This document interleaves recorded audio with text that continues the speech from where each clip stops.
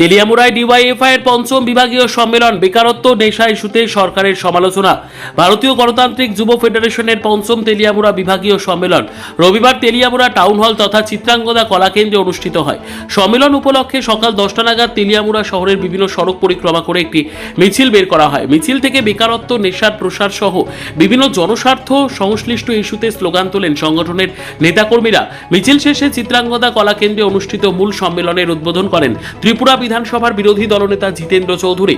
অনুষ্ঠানে উপস্থিত ছিলেন বিধায়ক নির্মল বিশ্বাস, ডিওয়াইএফআই ত্রিপুরা রাজ্য কমিটির সভাপতি পলাশ ভৌমিক, রাজ্য সম্পাদক নবারুণ দেব, কেন্দ্রীয় কমিটির সদস্যা মল্লিকা শীল সহ সংগঠনের অন্যান্য নেতৃবৃন্দ।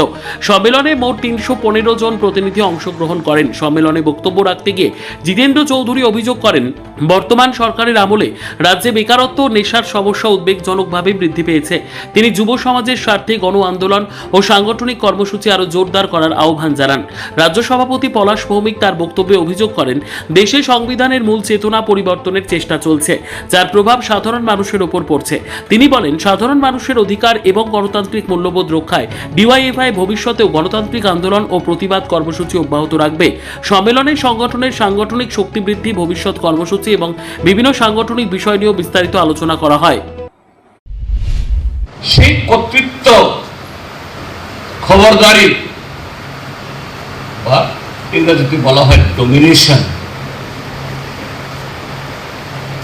এটা অর্জন করার জন্য তাদের কৌশল কি, তাদের পথ কি? সেই পথ হলো বিভাজন, রাষ্ট্রের সাথে রাষ্ট্রের বিভাজন। কোন একটা দেশের ভেতরে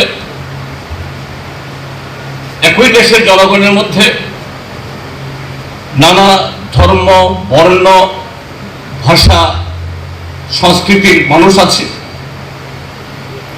তাদের মধ্যে বিভাজন। সেখানে কখনো ধর্মকে হাতিয়ার ব্যবহার করে, কখনো ভাষাকে ব্যবহার করে, কখনো সংস্কৃতিকে ব্যবহার করে, কখনো জাতপাতকে ব্যবহার করে। আমরা এই ত্রিপুরা রাজ্যের মানুষ প্রতিদিন সেগুলো এখানে প্রত্যক্ষ আমরা করছি। এটাই হলো এই শক্তিগুলার কৌশল। আন্তর্জাতিক ক্ষেত্রে সাম্রাজ্যবাদ আর আমাদের দেশের ক্ষেত্রে এই দেশের একচেটিয়া পুঁজি,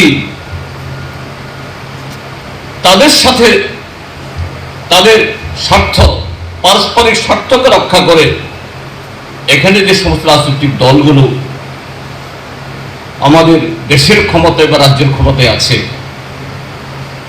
তাদেরও কৌশল একটাই, এই বিভাজন।